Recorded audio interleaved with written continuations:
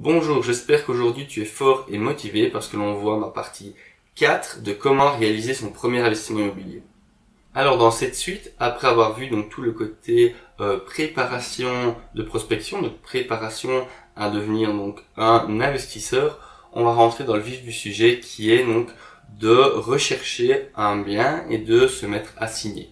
La première chose, c'est identifier toutes les choses qui peuvent être positives pour nous, toutes les choses en tout cas qui peuvent nous aider dans notre futur investissement immobilier, parce qu'il existe toute une série de types d'investissements et on doit essayer d'identifier quels sont les investissements qui sont le plus intéressants pour notre type de profil. Ici sur la vignette, j'image donc tous les différents points, il en existe sûrement d'autres, qui peuvent vous aider donc dans les investissements immobiliers, et ça, vous devez essayer de sélectionner ceux que vous avez, donc les qualités que vous avez, et réussir à déterminer grâce à ça quels sont les types d'investissements qui sont le plus utiles et le plus rentables pour vous. Une fois qu'on a fait ça, qu'on sait quels sont nos points forts, quels sont les types d'investissements qu'on aura plus facile à gérer, c'est commencer à les prospecter. Pour aller partir en prospection, il faut que l'on mette des routines journalières en place. Il faut que tous les jours, le matin de préférence ou tard le soir, pour justement être dans les premiers à voir les nouvelles annonces, avoir ou de systèmes d'alerte sur les différents sites sur lesquels on prospecte. ImmoWeb a un système d'alerte. Donc recevoir les différents nouveaux biens qui sont donc publiés et aller donc tous les jours voir et sonner donc dans les biens qui nous intéressent pour pouvoir prendre des rendez-vous. Il faut vraiment s'y tenir, c'est vraiment le fait de mettre des routines en place qui nous permettent de trouver rapidement des biens et pouvoir donc être réactifs sur les bonnes affaires qu'on arrive à trouver. Il y a également une petite astuce qui permet plus facilement de trouver des bonnes affaires, c'est que, en Belgique, tout le monde connaît ImmoWeb, c'est la plateforme la plus utilisée en Belgique pour pouvoir donc vendre et mettre en location des biens immobiliers.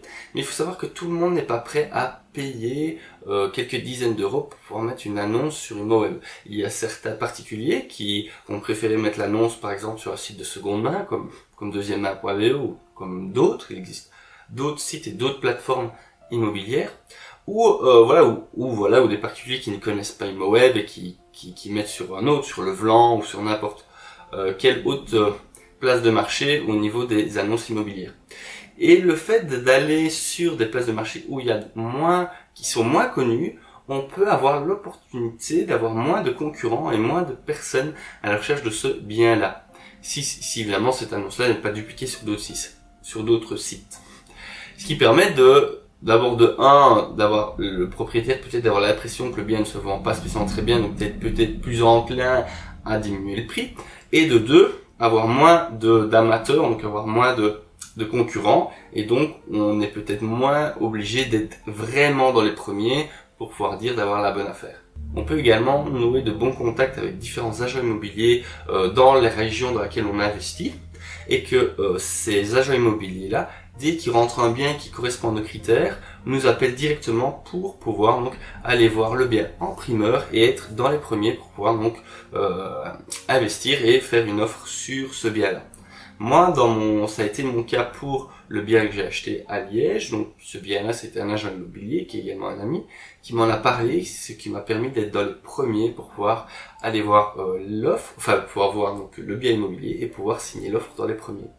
Après avoir mis en place des choses au niveau de la prospection, évidemment, lorsqu'on va visiter les biens, il faut qu'on signe des offres. Comment faire pour être efficace lorsqu'on est en visite et qu'on désire faire une offre? Le mieux c'est d'avoir déjà des documents type offre, évidemment, dans lesquels on peut modifier certaines caractéristiques pour adapter suivant le bien, mais pour pouvoir donc signer une offre rapidement, même directement devant le propriétaire si lui n'a pas de documents, etc. Ensuite, en tant que bon investisseur, il ne faut pas avoir peur de mettre des prix bas. Il ne faut pas avoir l'impression de dire qu'on arnaque la personne si on met des prix bas. Nous, dans notre cas, on doit essayer de se dire que il faut pas qu'on s'arnaque soi-même quelque part. Il faut que nos investissements soient rentables, il faut qu'on puisse gagner de l'argent, il faut qu'on puisse évoluer avec l'affaire que l'on fait. Donc, nous, on doit acheter les maisons à un prix attractif, sinon c'est pas possible d'évoluer dans le domaine de l'investissement immobilier. Et la seconde chose, c'est d'essayer d'apporter, comme on ne donne pas beaucoup de valeur à la personne vendeuse par rapport au prix, c'est d'essayer d'apporter de la valeur différemment. C'est-à-dire, à la place de donner un grand prix, on va plutôt essayer d'apporter d'autres garanties. Voilà, la personne vendeuse, on va lui dire, bah écoutez, moi je suis un investisseur, je sais comment ça se déroule, je peux réduire au minimum le temps de passage d'acte, par exemple, pour s'arranger avec le notaire, pour que les choses aillent rapidement. Je peux peut-être mettre plus d'acompte sur le bien pour vous certifier qu'effectivement je suis solvable et que je vais bien faire l'affaire. On peut également signer sans clause suspensive que ce soit de crédit ou autre. Et donc à ce moment-là, on apporte énormément de valeur au vendeur autre que financière. De cette manière-là, bah, le vendeur, lui, peut être plus enclin et peut avoir plus envie de nous vendre la maison à nous, plutôt qu'à un autre peut-être qui propose plus d'argent mais qui n'apporte aucune sécurité, aucune garantie quant à sa solvabilité. Une fois avoir mis ces routines en place et commencé à faire des offres, il faut pas oublier de continuer à se former.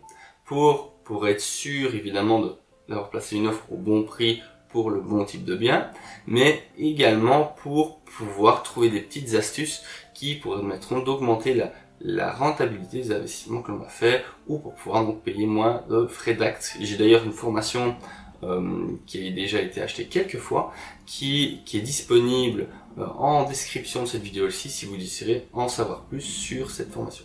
Si vous avez apprécié la vidéo et que le domaine immobilier belge vous intéresse, je vous invite à cliquer sur le petit bouton like et à vous abonner, sans oublier de cliquer sur la petite cloche, sinon vous ne recevrez pas systématiquement donc toutes les vidéos de la chaîne, et on se retrouvera très bientôt dans l'une de mes prochaines vidéos. Merci, à très bientôt, ciao.